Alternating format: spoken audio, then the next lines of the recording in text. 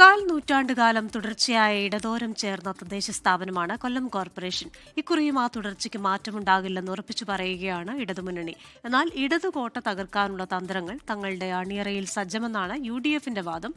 ഇക്കുറി കാര്യങ്ങൾ മാറിമറിയുമെന്നും കരുത്തുകാട്ടുമെന്നുമാണ് BJP പറയുന്നത്.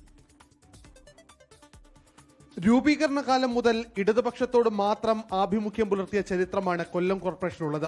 നിലവിൽ മൃഗീയ ഭൂരിപക്ഷത്തിലാണ് കൊല്ലം കോർപ്പറേഷന്റെ ഭരണം LDF കൈയാളുന്നത്. ഭരണ തുടർച്ച ഉറപ്പെന്നാണ് ഇടതുമുന്നണിയുടെ അവകാശവാദം. നഗരത്തിലെ വികസനം വോട്ടാകുമെന്ന ആത്മവിശ്വാസവും ഇടതു നേതൃത്വം പങ്കുവെക്കുന്നുണ്ട്.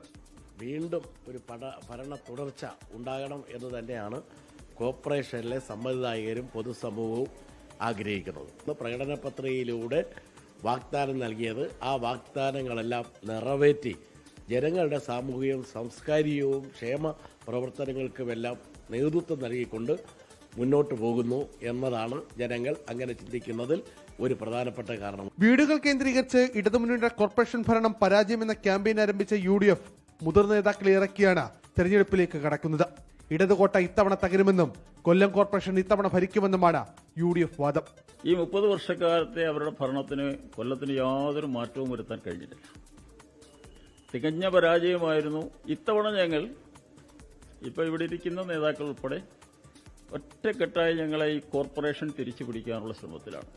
അതിനുള്ള ബേസിക് ആയിട്ടുള്ള വർക്കുകൾ ഡിവിഷൻ തലത്തിൽ കോൺഗ്രസ് ഒറ്റയ്ക്ക് UDF എന്ന സംവിധാനം ഇതിലേക്ക് ഞങ്ങൾ കടന്നു കഴിഞ്ഞിരിക്കുന്നു.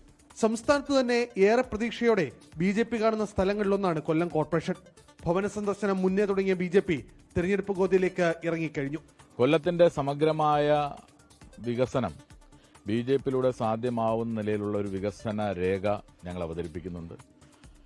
അതുകൊണ്ട് തന്നെ സ്വാഭാവികമായും BJPക്ക് ഏറ്റവും കൂടുതൽ പ്രതീക്ഷ അർപ്പിക്കാൻ കഴിയുന്ന ഒരു കോർപ്പറേഷനായി കൊല്ലം കോർപ്പറേഷൻ മാറി. വളരെ നേരത്തെ തന്നെ വലിയ ചിട്ടയായ പ്രവർത്തനമാണ് കൊല്ലം കോർപ്പറേഷൻ നമ്മൾ നടത്തിയിട്ടുള്ളത്. അവസാന കാലയളവിൽ മേയർ സ്ഥാനത്തെ ചൊല്ലിയുള്ള CPM-CPI തർക്കവും തെരുവുവിളക്കു പ്രശ്നവും ഇടതുമുന്നണിക്ക് നാണക്കേടാണ്.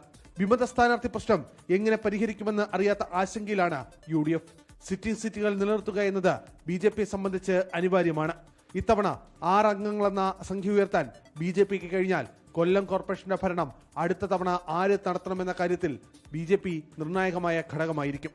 24 കൊല്ലം.